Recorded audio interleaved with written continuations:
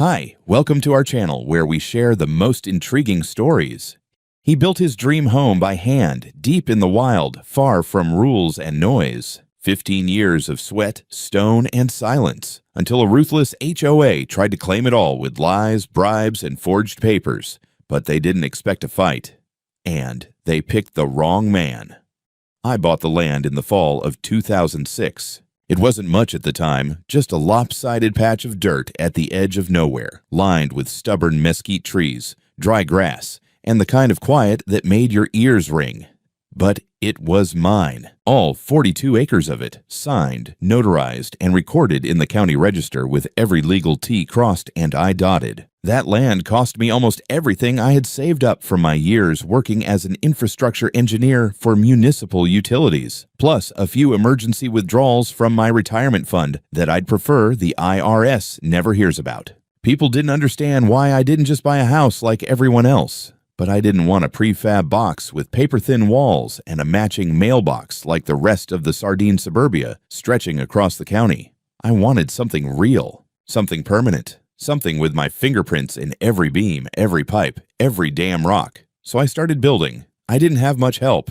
A few friends here and there, a contractor for the concrete pour on the foundation, an electrician when I didn't feel like electrocuting myself. But mostly, it was just me. A beat-up pickup truck, a half-functioning generator, and a thermos full of coffee. I spent weekends and vacations digging trenches for water lines, laying bricks, hauling rebar, and screaming at windstorms. It was a slow kind of madness, but it kept me grounded. Over the years, that dirt patch became something I was proud to call mine. First came the foundation and skeletal frame, then the outer shell, stone and mortar, no vinyl in sight. The roof was pitch steep, made to handle the snow and tell the birds to build their nests somewhere else. The septic system was engineered with a slope so precise I probably over-engineered it by 3 decimal places. I added a solar grid, 2 backup batteries, an artesian well, and a fireproof storage bunker underneath the house, just in case. The whole thing was mine. The design, the labor, the blood on the joists from when I dropped a steel beam on my shin in 2014.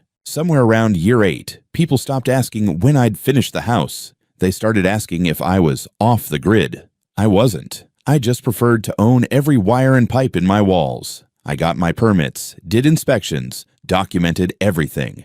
I wasn't a fool. I knew that paper was king when the bureaucrats came knocking. By 2021, the house was done. A 2-story stone-walled estate with wide porches, arched windows, and the kind of craftsmanship that made YouTube commenters accuse me of hiring professionals. I didn't. I just had patience, a decent right angle, and a hard drive full of time-lapse footage. Living there full-time was like breathing for the first time. I planted trees. I built a workshop with double insulated walls and racks for every tool I owned. I landscaped a small orchard. I built a pond fed by runoff from the hills and stocked it with bluegill. I even set up a modest blog where I posted videos and articles about autonomous off-grid systems. Nothing fancy, just enough to get a few regulars commenting. My only neighbor for years was Miss Helen, a retired librarian in her 70s who brought me herbal tea and pies she swore she made from scratch, though I'm almost certain they came from a box. She was the kind of woman who sat on the porch with binoculars and kept a mental diary of the wildlife. She watched me build that house, season after season. I never asked her to, but I think it gave her something to root for. For 15 years, the land was quiet, loyal, and peaceful. Then came the construction noises. They started faint, maybe a mile away, with the thump of earth movers and the chirp of backup alarms. I figured someone was putting up a barn or running utility trenching. No big deal, but within 6 months, I saw the signs go up. Literal ones. North Ridge Community, a gated living experience. Concrete curbs, symmetrical sidewalks, and 2-story boxes wrapped in synthetic stone and fake shutters began sprouting like weeds. It was the kind of development that came with logos, newsletters, and rules about what shade of beige your front door could be. I watched from my porch with a thermos in hand as white SUVs with tinted windows rolled past my driveway and out-of-state plates filled the model home parking lot. The land around me was changing, and not for the better. I told myself I didn't need to care. My deed was ironclad. My property lines were older than most of the people moving in, and I wasn't part of any community plan, zone, or committee. Hell, the county still had my address listed under unincorporated private parcel. I had no reason to worry. That was my first mistake. It started with a basket of muffins. I was staining the front steps one Saturday morning when I noticed a white Lexus creeping up my drive, the kind of car that practically sneered at gravel. A woman in a salmon blazer and aggressively white sneakers stepped out. She was about 50, lean, with hair so tightly bobbed it looked like a military regulation. She carried a basket wrapped in cellophane and tied with a red ribbon. The muffins looked store-bought, probably from Whole Foods. She walked up like she owned the road. "Good morning. You must be Robert." I stood up, rag in hand, squinting into the sun. "I might be." "Who's asking?" "Oh, of course. Where are my manners?" "I'm Karen. Karen Lawrence. I'm the newly elected president of the Northridge Community Association." I paused. "I'm not in Northridge." She chuckled like I'd made a cute joke. "Oh, we're all neighbors here, Robert. And sometimes we don't even realize we've already become part of something bigger." My eyebrows went up. "I'm going to stop you right there. My property isn't part of your development. I've got the original deed from 2006. This land isn't under any HOA jurisdiction." Karen's smile didn't even flicker. She just held out the basket. "Why don't we talk this over with some coffee and muffins?" I didn't take the basket. I don't do coffee with strangers who talk like real estate contracts. The smile cracked just a little. "We just want a cohesive, harmonious community. Uniform road access, shared maintenance responsibility, and consistent land use planning. Things that benefit everyone. Including you." I leaned against the railing. "Lady, I put in my own road, my own power, my own well. You think I want a shared maintenance responsibility? That's HOA speak for you sending me bills for potholes on roads I don't use." She clucked her tongue. "I can see this might take some time. We'll be in touch." She left the basket on my step and walked back to her Lexus. The tires kicked up my gravel, but not enough to matter. The muffins went straight to the compost pile. 2 weeks later, I got a letter. It was official-looking, thick cream envelope, gold-embossed seal for the Northridge Community Association. Inside was a multi-page packet titled Notice of Inclusion and Covenant Requirements.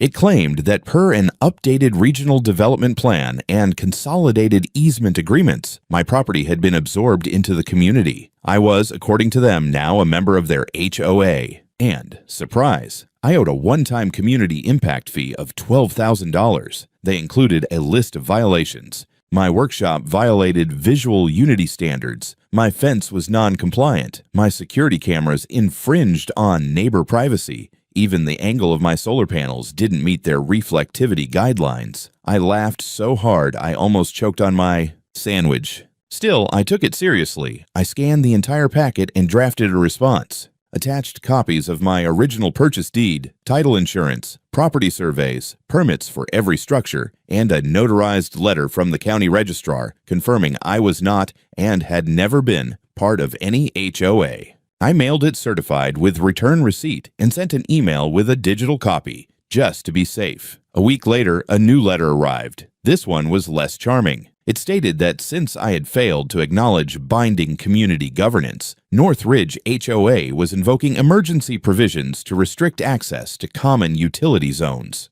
According to them, that included the only access road to my property. I had to cease unauthorized use within 72 hours or face legal consequences. It was signed by Karen Lawrence, President, Northridge Community Association. Attached was a crudely drawn map with lines that looked like a toddler traced them in Sharpie over a faded satellite photo. They had just, bold as hell, drawn their development's boundary to include my property. I was still staring at the papers when I heard engines outside. 2 large box trucks were parked at the end of my drive. A couple of guys in reflective vests were unloading fencing panels, temporary construction-style barriers. They were setting them up across my only vehicle access point, right at the edge of the county road. I walked out and asked them what they thought they were doing. One of them, a skinny kid with an HOA badge, told me, "Just following orders. This is a community access restriction per court-issued notice." I asked to see the order. He handed me a laminated copy with an official-looking stamp. I knew that docket number format. It looked like a fake. I took a photo, then stepped back, called the sheriff's office, and reported a suspected trespass with obstruction. Then I called my lawyer. They had guts. I'll give them that. But what they didn't have was a legal leg to stand on. At least not yet. I didn't sleep much that night. Not out of fear, more like a builder watching termites crawl up the beams. You don't panic, but you know it's war now. By morning, I had a plan. First, I called Joe Tanner, a buddy from back in the day when we were both young, broke, and mapping utility grids in sub-zero wind. He's a licensed surveyor now, runs his own outfit 2 counties over. I told him I needed a full boundary confirmation, historic overlays, GPS verification, and he didn't even blink. "Still got that whiskey I left in your shop?" he asked. "If you get here by noon," I said, "I'll let you open it."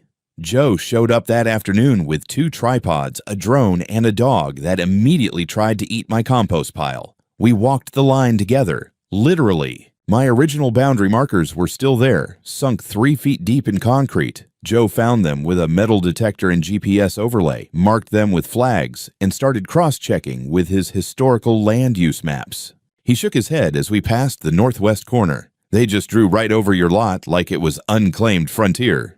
Idiots didn't even notice this post predates their subdivision filings by 16 years. While Joe ran the drone flight and mapped coordinates, I called Catherine Ross, my attorney. Property law is her bread and butter, and she's meaner than a rattlesnake in court. I emailed her the scanned letter from the HOA, including that laughable court order. 30 minutes later, she called back, furious. "This isn't just invalid," she said. "It's forged. The docket number they listed belongs to a probate case from 5 years ago in a different county. They didn't even use the right court seal. Karen's slipping," I muttered. Catherine said she'd draft a formal cease and desist letter that afternoon and submit a request to the sheriff's office to formally investigate the forged document. But I wasn't done yet. I took the memory card out of my trail cam, the one pointed at the driveway. I'd rigged it years ago, mostly for deer, coyotes, and the occasional bored raccoon. Now it had footage of the 2 box trucks arriving, unloading, fencing off my road, and the skinny kid taping that fake court order to my fence post. I backed up the footage to a secure drive, time-stamped everything, and added it to my growing folder titled Incursion 1. Joe came in from the field just before sunset. "Survey matches your original plat perfectly. No encroachments, no errors, and you've got 10 feet of buffer beyond their supposed easement line. They don't have a leg to stand on." I nodded. I figured, but now I've got proof. Then I did something petty and satisfying. I printed their fake map, drew a giant red X through it, and duct taped it to the inside of my gate facing the road. 2 days later, I heard tires on gravel and looked out the window. A deputy cruiser rolled up, slow and deliberate. Out stepped Sheriff Brian Whitlock, a former crime scene specialist I'd worked with during my engineering years. He used to spend his nights cataloging blood spatter. Now he handled zoning disputes and lost dogs. Life's funny like that. We shook hands. "You're really poking the HOA hornet nest, huh?" "They started it," I said, offering him the cease and desist Catherine had filed, plus a copy of the fake order. He looked through it and let out a low whistle. They really thought this would fly. "I've seen toddlers forge better," I said. Brian shook his head and promised to open an inquiry. He asked if I wanted to press charges for trespassing or just play it civil. I told him to start with a warning, but I wasn't going to be patient forever. The next day, the trucks and fencing were gone, just vanished overnight. No apology, no letter, no explanation. But that wasn't the end. That was a pause. Like a boxer stepping back after the first swing didn't land. I knew Karen. She didn't retreat. She recalculated. And whatever she was cooking next, it wouldn't involve muffins. They backed off for about 3 days. Then the game started. At first, it was little things, harmless even. I came out one morning to find the mail flag on my box up, but no mail inside. I figured it was the carrier's mistake until it happened again, then again. On the 4th day, I found a crumpled note in the box, anonymous, typed, printed on cheap paper. It read, "Comply or pay the price. Roads are for residents, no signature, no return address." But I had a pretty good guess. The following evening, I noticed something off near the west fence. One of the newly planted cedars looked tilting. I walked over and found the wire fencing neatly cut, one panel curled back like a peeled lid. Someone had slipped in. Nothing stolen, nothing broken, just a quiet message. We can come and go as we please. I reviewed the camera footage. Black screen, offline. That set off alarms. I hadn't had a single camera outage in 2 years. I checked the power feed. Intact. Then I checked the utility cabinet near the road and saw it immediately. The master cable bundle had been yanked, clean cut, pliers probably, maybe bolt cutters. The security seal was ripped off like wet paper. Whoever did it knew what they were cutting. Fortunately, I had contingency. A few years ago, I'd installed a separate offline server in the sub-basement of my workshop, mostly out of paranoia and habit from my days designing emergency infrastructure. It wasn't pretty, but it ran a shadow record of my entire network, on battery backup, completely air-gapped. I called it the dead man's camera. I pulled the drive. The footage was low-res, no audio, but it was there. Time-stamped, clear enough. 2 men, hooded, breaking the line at 0300 hours. One of them wore work boots with a neon orange stripe, standard issue for HOAs hired contractors.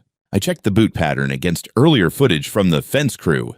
Match. I started another folder, Sabotage _2.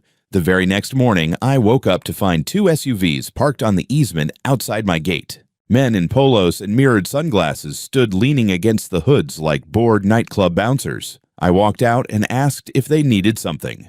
"This is public access," one of them said. "Not according to the county registrar," I replied. "HOA zoning says otherwise." "Then take it up with my lawyer," I said, "or the sheriff. Your choice." They smirked and didn't move. I walked back inside, fired off an email to Sheriff Whitlock, copied Catherine, and then installed 2 more hidden cameras with independent solar power and encrypted radio uplinks, courtesy of a buddy from a prior side project involving wildfire. Perimeter surveillance. I wasn't going to be caught blind again. The cherry on top came 2 days later. A notice posted, yes, taped, to my front door. Notice of ongoing violations. It accused me of blocking community right-of-way, failing to adhere to HOA fence standards, and operating unlicensed surveillance equipment that posed privacy risks to neighboring families. I laughed. Then I checked the footer and saw something new. This notice wasn't just from Northridge HOA. It had a signature block from a county code compliance officer named Arnold Vexler. I hadn't heard that name before. I called Catherine. She groaned. "Vexler's been around a while. Always rides the edge of what's legal. There were whispers about him fast-tracking permits for the Eastview project last year for a cut. Never proven. Is he even allowed to issue enforcement actions out here? Technically. Number. Not without a formal complaint process. You want me to dig?" I did. While she went to work, I checked the local Facebook groups. I usually avoided those digital cesspools, but something told me they'd be bubbling now. Sure enough, there it was. Post after post painting me as the rogue homeowner, the angry prepper guy, the anti-community militant. Some claimed I had militia ties. One accused me of threatening a child with a drone. Another said I'd stolen the land from a protected greenbelt. Pure fiction. I recognized the usernames. HOA board members, their cousins, a few sock puppet accounts, obviously fake. Classic smear campaign. I replied once politely. "My property is private, legally secured, and independently maintained. I welcome respectful dialogue. Everything else is being forwarded to legal counsel." That post got deleted within the hour. I was banned from the group. I sat on the porch that evening with a glass of bourbon, watching the SUVs still idling by the road. The sun dipped low, painting the sky with that dry orange glow you only get in the West. My dog lay at my feet, dead asleep, completely unaware that someone was trying to erase 15 years of my life with a bunch of forged documents and petty vandalism. I wasn't scared. I was angry, and I was documenting everything. I didn't expect the envelope. It came folded into thirds and slipped under my shop door late one evening. No return address. No markings. Just my name typed in courier font, like someone wanted to seem professional but couldn't afford a laser printer. Inside, 3 printed sheets and a post-it with a single line of handwriting. "I think you deserve to know. -D." At first, I assumed it was just another veiled threat or HOA junk. But as I read the documents, my gut turned ice cold. They were internal transaction records, wire transfers, consulting fees, line item expenditures. At a glance, it looked like basic bookkeeping, except it showed repeated payments from the Northridge Community Association to a series of shell companies. Tiny amounts recurring weekly, each transfer just under the reporting threshold. And right in the middle of the web, my new friend, Arnold Vexler. There were payment memos like consulting, site prep, permitting liaison, and title consolidation. A few were straight-up bribes, whether they used the word or not. One payment, $1,500, was marked simply boundary resolution. I knew exactly what they were doing. They weren't just harassing me, they were trying to erase me from the registry entirely. I scanned the whole packet and sent it to Catherine with a subject line, "Incoming bomb." Then I drove the originals to her office in a sealed envelope. "You know who sent this?" she asked. "No idea." I lied.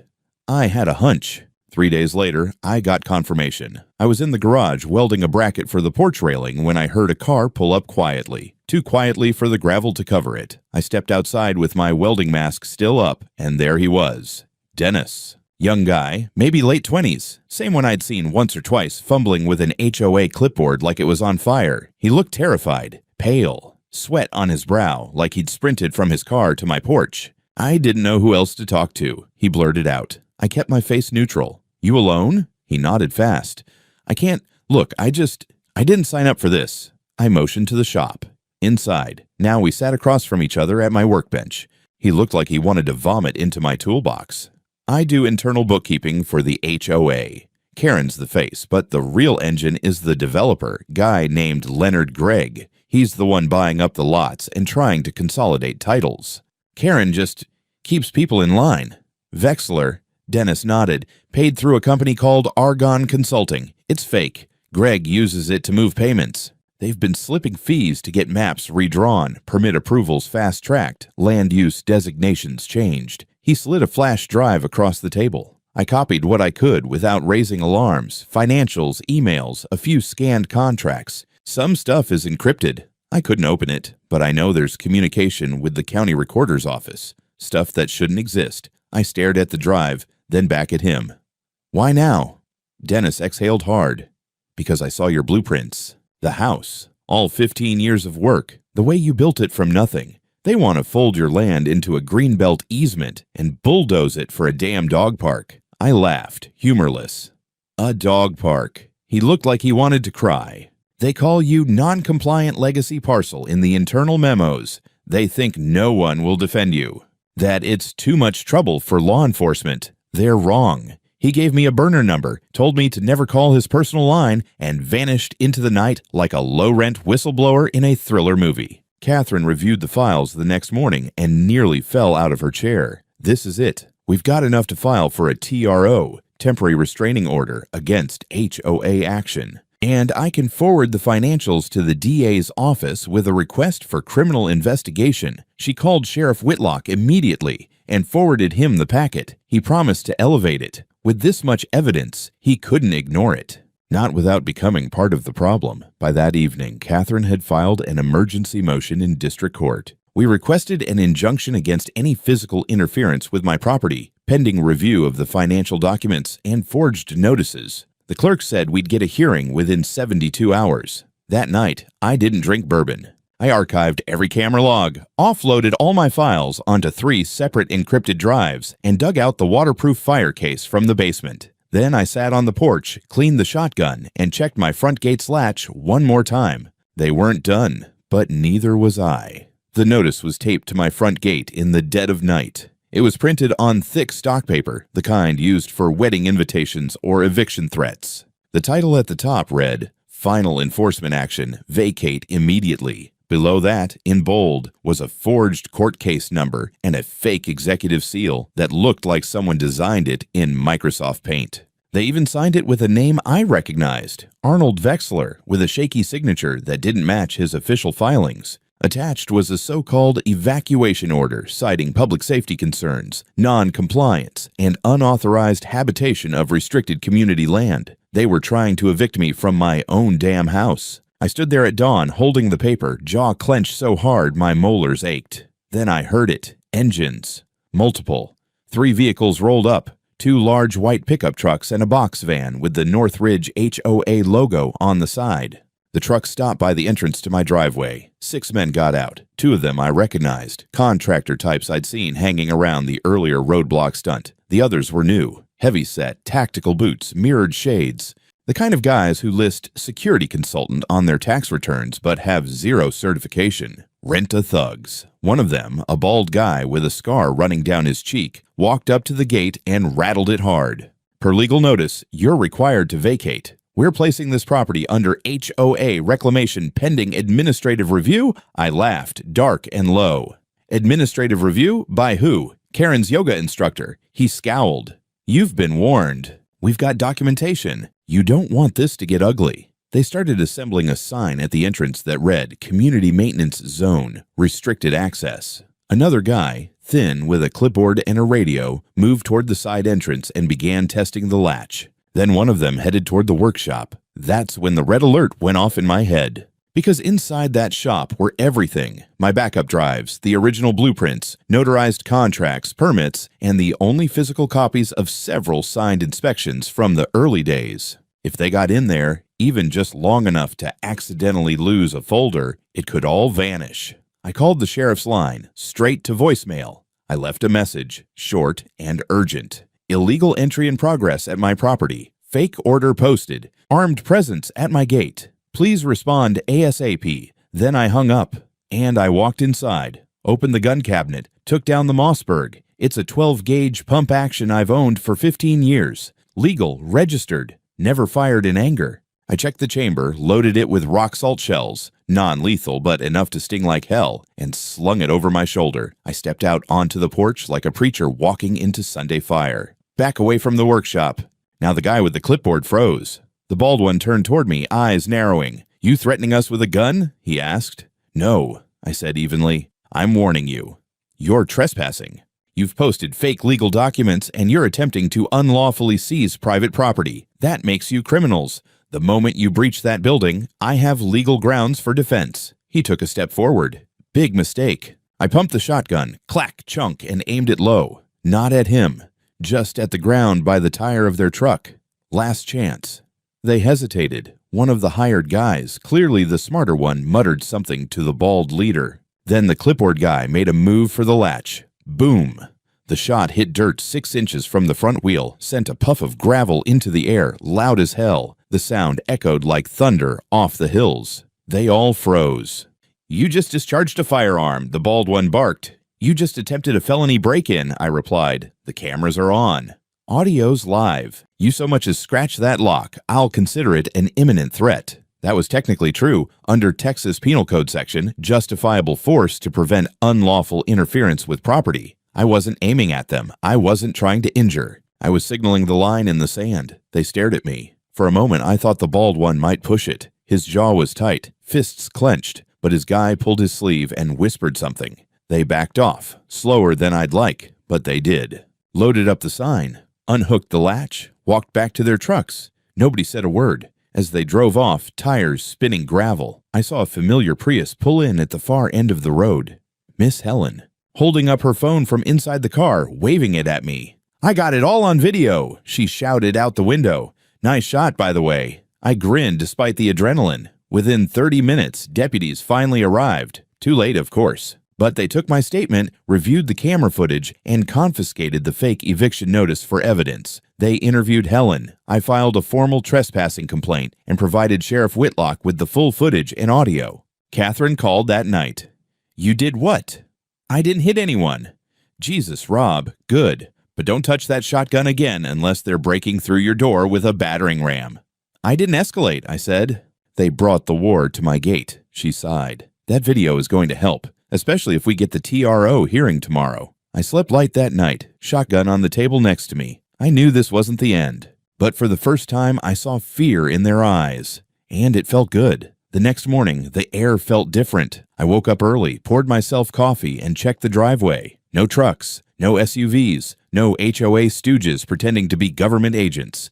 Just silence and a couple of rabbits hopping near the cedar line. But I knew it was just the eye of the storm. By 8:30, I was at Catherine's office with a USB drive in my hand, labeled Gate Incident Footage 4. She looked tired, wired, like a woman who'd been up all night with legal books and vengeance. We got the TRO, she said. Judge Ramirez signed it an hour ago. Temporary restraining order against any physical interference by the HOA or its contractors. Sheriff's office has been served. You're protected. For now, I exhaled slowly. About damn time. But Rob, listen, this doesn't stop them. It slows them down. We need to hit them where it hurts. The documents. The lies.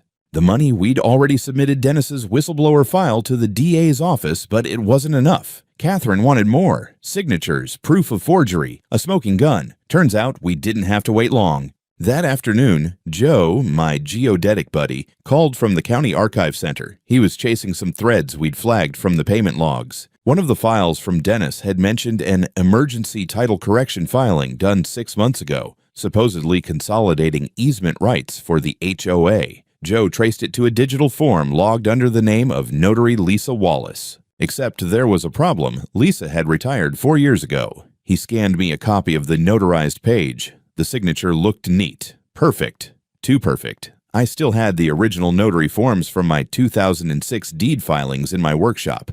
We compared them side by side. Different ink flow, different pen pressure. But the kicker, Lisa's notary stamp ID had expired in 2019.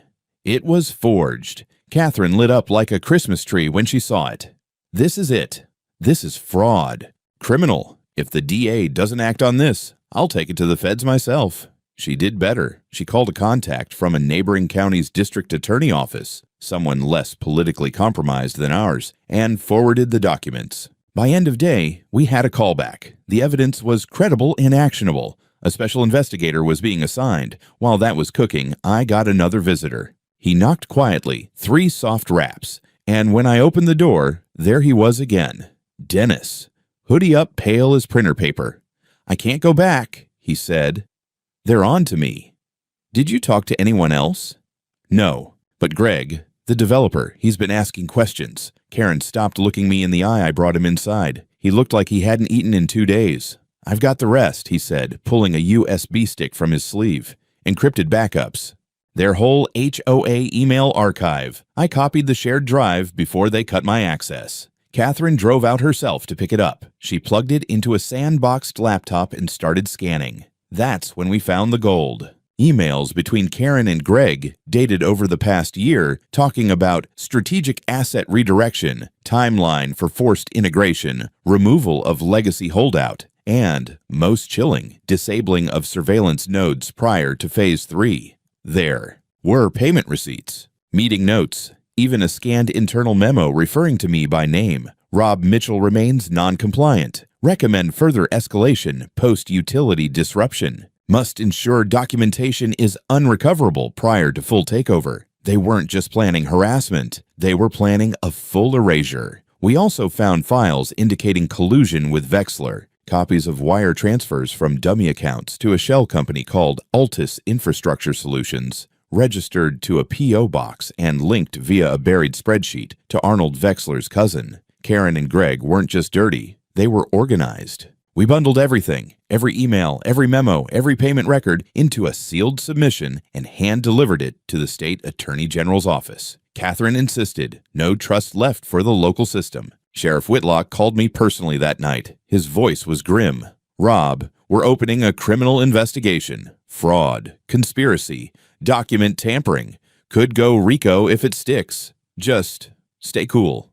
Don't let them bait you into another shotgun moment." "I'll behave," I said, "unless they come through the gate again." "They won't," he promised. "Not for a while." But he sounded tired. Later that evening, I sat with Miss Helen on her porch. She brought tea. We talked about flowers for a bit, then she leaned in. "You built that house by hand. Everyone saw it. We watched you dig, pour, hammer, wire. And now they think they can erase it with a map and a bribe?" She snorted. "Not in my county." It was the first time I let myself believe we might actually win. The courtroom smelled like varnish, sweat, and desperation. It was packed. Half the damn town had shown up. I sat at the plaintiff's table with Catherine, both of us calm on the outside, but ready to go thermonuclear if the judge gave us half a chance. Across from us sat Karen, stone-faced, hair in a tight bun, flanked by 2 overpriced lawyers trying to pretend this was just a zoning disagreement and not a house of cards built on fraud. Greg, the developer, wasn't even there. His legal team had already flipped on him, trying to save their own skins. Vexler was under house arrest, ankle monitor and all. Dennis was in protective status, officially listed as a cooperating witness. He wasn't in court, but his documents were. And damn, were they devastating. Catherine opened with a calm, precise presentation. 15 years of documented construction, original purchase deed, survey overlays, permits, invoices, time-stamped photographs. She painted the full picture, stone by stone. Then she dropped the hammer. Fraudulent notary stamps, financial trails, encrypted emails between Karen and Greg. The memo with the phrase, "Ensure documentation is unrecoverable." She had Whitlock testify under oath that his office found signs of tampering at my property. Even Helen testified. Strong voice, clear memory. She didn't just see the trucks. She recorded them. Karen's attorneys tried to object, claimed the emails were misunderstood. The payments, routine consulting. The forged documents, errors in process. But the judge wasn't buying it. Especially not after a handwriting analyst confirmed the notary signature was forged, and a bank compliance officer traced the shell accounts directly to Vexler's cousin. Then came the criminal trial. The DA, backed now by the state's AG, filed charges for conspiracy to commit fraud, attempted unlawful seizure of private property, tampering with public records, and yes, organized racketeering under a state-level RICO statute. Greg was arrested mid-flight trying to leave the state. Vexler took a deal. Karen didn't. She went to trial. The jury came back in 2 days, guilty on all counts. The judge sentenced her to 13 years in state prison and ordered restitution, including reimbursement to all affected homeowners who'd been strong-armed into bogus HOA fees. Greg got 12. Vexler walked with 3 and a destroyed career. And me? I filed a quiet title action to clear my deed of any and all future challenges. Judge approved it unanimously. My land, my house, my signature on every inch of concrete and copper. Untouchable now. I also sued the Northridge HOA directly in civil court. Catherine went for damages, legal costs, and emotional distress. We didn't ask for millions, just enough to rebuild what they tried to break. The HOA folded, disbanded under court order, assets seized, management rights revoked. Most of the homeowners were relieved. Turns out they'd been manipulated too. The final scene came not in a courtroom, but at the very place this all began. My porch. I was staining the railings when Helen came by with lemon muffins and a stack of newspapers. "Front page," she said, handing me one. Karen in cuffs. "Your name cleared, and they quoted your blog." I smiled. The headline read, "Veteran homeowner fights off corrupt HOA, wins legal battle over land." Funny. 15 years building that place, and only now did people finally understand what it meant to me. A month later, I held a small gathering. Not a party, more like a quiet reckoning. Neighbors came, real ones. We barbecued, shared stories. One of the old veterans from down the road brought his service flag. We raised it on the newly repaired pole beside the workshop. I didn't talk much, didn't need to. The house stood. The walls I laid by hand. The well I dug with rented augers. The trees I planted before they had leaves. All still here, all still mine. And the shotgun. It's locked up now. But the sign on the gate stays. Private property. Trespassers will be educated.